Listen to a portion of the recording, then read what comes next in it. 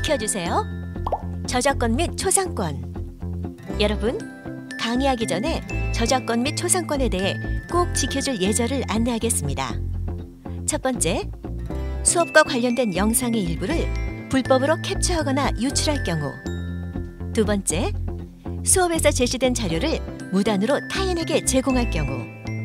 세 번째, 수업 관련 영상이나 내용을 타인 또는 타반에게 보여줄 경우. 학생들도 법적으로 문제가 될 수 있음을 알려드립니다. 그러므로 수업에 제공한 영상과 사진을 학습의 목적으로 사용하시고 그 어떤 2차적 작업을 하지 않기를 당부드립니다. 오늘의 주제, 창직, 나도 할 수 있다.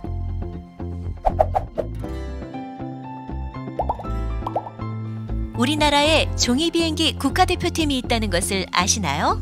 종이비행기로 기네스북 기록을 갖고 있는 사람이 전 세계에 딱 5명이 있고 그 중에 1명이 우리나라에 있습니다. 그분이 바로 종이비행기 국가대표팀의 이정욱 님입니다.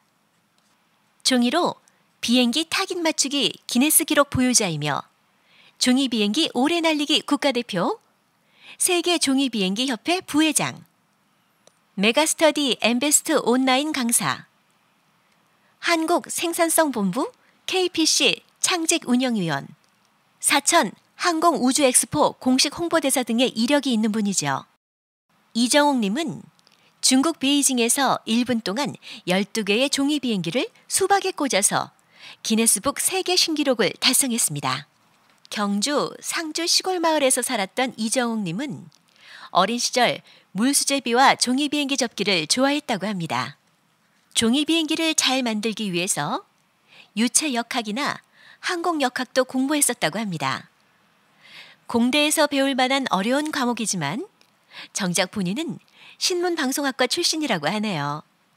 자신이 좋아하고 잘하는 물수제비나 종이비행기를 주제로 사업을 하고 싶었지만 정작 그러한 직업 자체가 있을 리 없죠. 그래서 창업을 하기 전에 직업을 먼저 만들었다고 합니다. 그것이 바로 창직이지요. 세계대회의 경험을 바탕으로 단순히 종이비행기 대회가 아니라 스포츠 마케팅 현장이라는 걸 보게 되었습니다. 그리고 다양한 취미 활성화를 종이비행기로 할 수 있겠다는 생각을 하게 된 것이죠. 지금은 종이비행기로 이색 스포츠라는 시장을 열어 각종 축제와 기업 행사들을 기획하고 있다고 합니다. 이쯤에 쉽게 할 수 있는 궁금증은 과연 종이비행기로 밥은 먹고 살 수 있을까입니다. 놀랍게도 스케줄 달력을 보면 하루도 쉬는 날이 없이 빡빡합니다. 좋아하는 일을 전문적으로 하면서 하나의 직업으로서 창직과 창업을 모두 일궈낸 사례입니다. 학습 목표 1. 창업과 창직의 의미를 이해할 수 있다. 2. 관심 분야의 동향과 전망을 파악할 수 있다. 3. 창업, 창직 사례를 탐색할 수 있다. 창직이란 변화하는 직업 세계에 맞춰 개인의 적성, 능력, 경험을 토대로 창의적인 아이디어를 찾아 새로운 직업을 만드는 것을 말합니다. 창직이라는 개념은 2009년 7월 26일 매일경제신문 에코노미의 1인 창직 시대 두드리면 열린다라는 제목의 기사에서 처음 소개되었습니다. 취업난으로 일자리를 구하기가 어렵다면 아예 새로운 일자리를 만들면 되는 것 아니냐는 취지의 개념입니다. 일자리 없는 경제 성장이 지속되는 상황에서 빠른 기술의 발전과 소비자의 욕구 변화는 개인이 직접 이전에 없던 직종을 만들어 1인 기업가로서 활동할 수 있는 환경을 가져다 주었습니다. 대량 생산에 의한 품질이나 가격의 경쟁력이 중요했던 시대가 있었습니다. 하지만 지금은 시시때때로 변화하는 요구사항에 발빠르게 대응할 수 있는 순발력이 더 중요해진 시대입니다. IT의 발달로 회사나 사무실이 아닌 공간에서도 시간의 구애를 받지 않은 근무 형태의 창업도 가능해졌지요.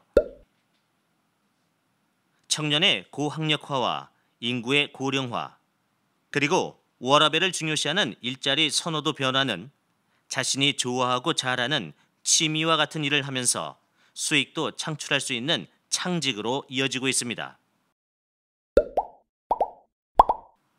창직이 주로 창업을 통해 구현되는 경우가 많다 보니 혼동하기 쉽습니다. 창직은 새로운 직업을 발굴 또는 개발하고 이를 토대로 일자리를 창출하는 활동입니다. 창업은 창업자가 이익을 얻기 위해 자본을 이용해 사업 아이디어에서 설정한 재화와 서비스를 생산하는 조직 혹은 시스템을 설립하는 행위를 뜻합니다. 창직은 창업보다 더 상위의 포괄적 개념입니다. 창업을 통한 창직도 가능하나 직업이나 프리랜서 활동으로 새로운 직업을 만드는 것도 가능합니다. 창업은 주로 제품이나 서비스 중심이지만 창직의 경우 하는 일과 그 일을 하는 사람의 역량이 중요합니다. 개념도를 보면 창직의 과정을 더 쉽게 이해할 수 있습니다. 창직이라고 해서 전혀 새로운 직업이 하늘에서 뚝 떨어지듯 갑자기 생겨나는 것은 아닙니다. 기존 노동시장의 작업에서 창조적 활동 및 아이디어를 얻게 되는 경우도 많습니다. 그리고 전혀 새로운 형태의 직업을 발굴하거나 기존 작업이 전문화나 세분화, 융합 등의 과정을 통해 발굴되기도 합니다. 이러한 아이디어로 탄생한 직업은 1인 창조기업이나 창업 또는 조직 내에서 취업의 형태로 창직이 이루어지게 됩니다. 1인 창조기업은 창의적인 아이디어와 전문 지식 등이 있는 사람이 영리를 목적으로 독립적인 이윤을 창출하는 1인 기업을 의미합니다. 1인 창조기업은 조직에 소속되지 않고 사업자 등록 없이 활동하는 프리랜서를 포함합니다. 여기서 프리랜서란 재택근무나 겸업, 부업을 포함한 넓은 개념입니다. 창직과 1인 창조기업은 프리랜서로 활동할 수 있고 창업과 이어진다는 점에서 유사합니다. 하지만 창직이 기존 시장에 없는 새로운 직업을 만드는 활동인 반면 1인 창조기업은 기존의 직업 및 비즈니스 중 창조성이 수반된 것이라면 모두 그 대상입니다.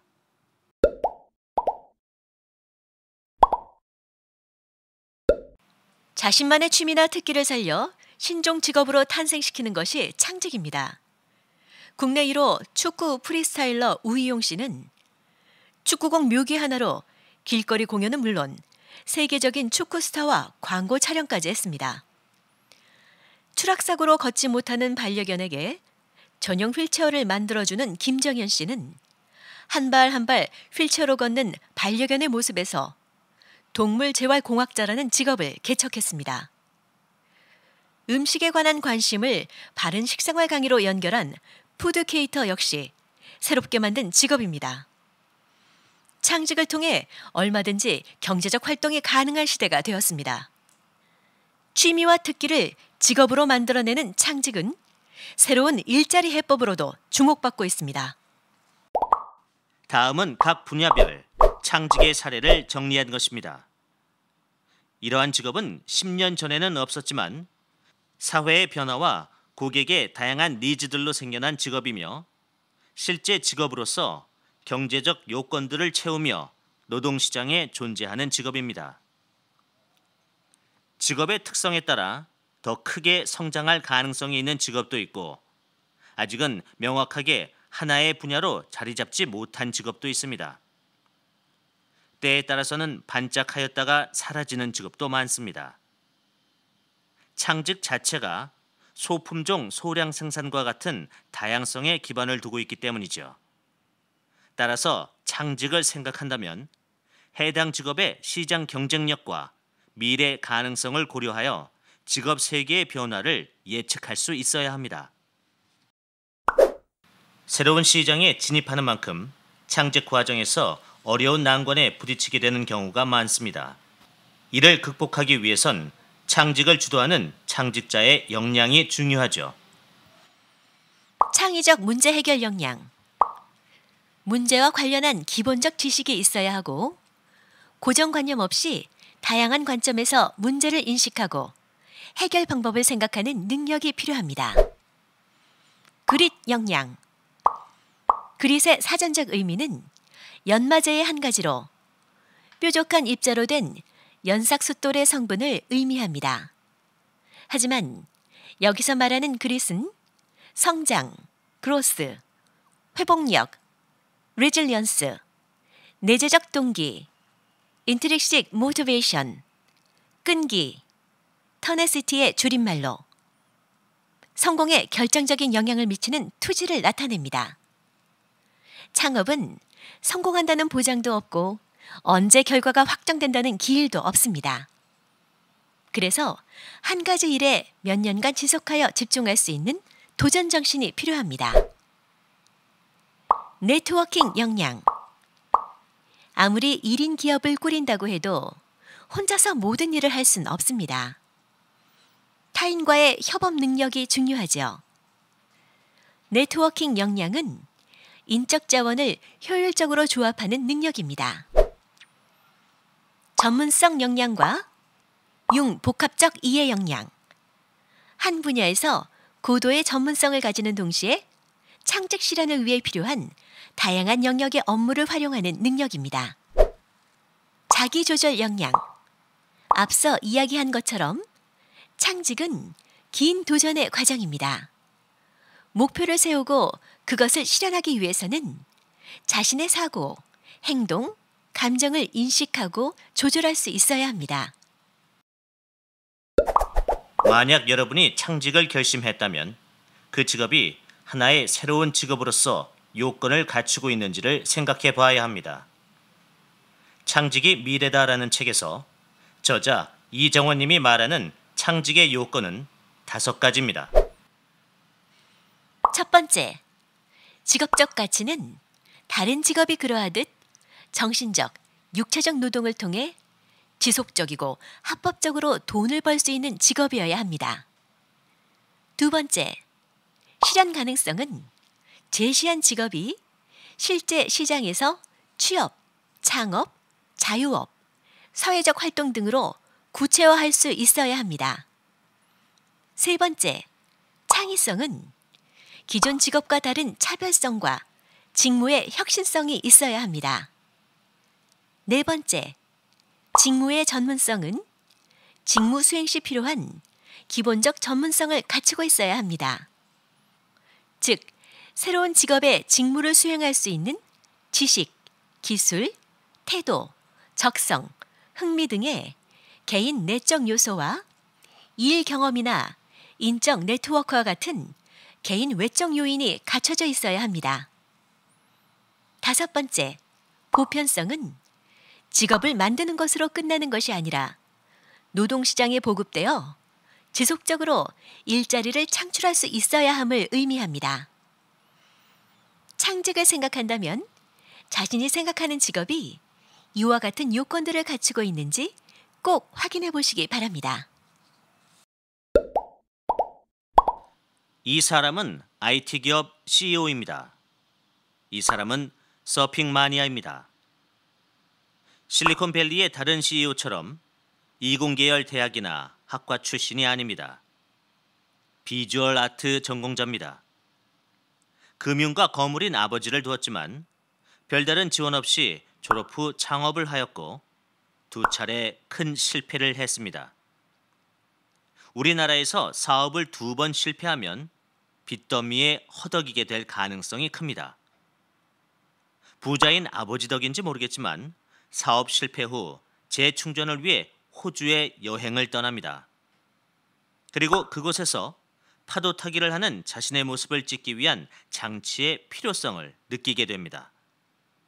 기존의 크고 무거운 디지털 장비를 들고 파도 타기를 하면서 사진을 찍을 수는 없는 일이니까요. 여행에서 돌아와 그는 몸에 부착해 촬영할 수 있는 액션 카메라를 개발하게 됩니다. 이 사람은 누구일까요?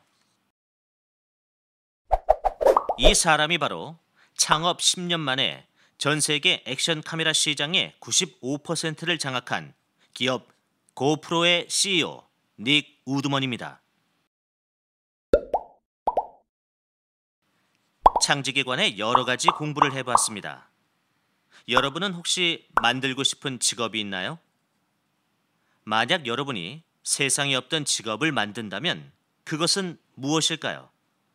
사실 세상에 없던 직업을 한 번에 떠올리기란 쉽지 않은 일입니다. 기존의 직업이 아닌 창직을 선택한다면 가장 먼저 생각해야 하는 것은 어떤 형태의 직업을 만들 것인가입니다. 내가 왜 창직을 하려 하는지, 창직의 규모와 형태는 어떻게 할 것인지를 명확히 해야 합니다. 그림을 보고 만약 내가 창직을 하게 된다면 그 동기가 무엇일지 적어보십시오.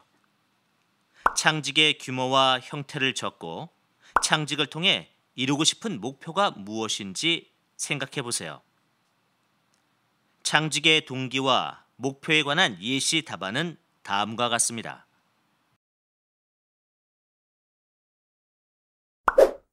앞선 진로활동 1에서 어떤 형태의 직업을 창직할 것인가를 적어보았다면 이번엔 여러분의 강점이 무엇인지를 알아보겠습니다. 창직의 가장 큰 장점은 세상에 없는, 하지만 나에게는 꼭 맞는 직업을 만들 수 있다는 것입니다. 각 항목별로 내가 지닌 강점이 무엇인지 적어보고 이 중 직업으로 이어질 만한 특성은 무엇인지 찾아보기 바랍니다. 아직은 고등학생이라서 특별한 전공이 없을 수도 있습니다. 전공 부분은 자신의 희망 전공으로 채워주세요. 자신의 강점 마인드맵의 예시 답안은 다음과 같습니다.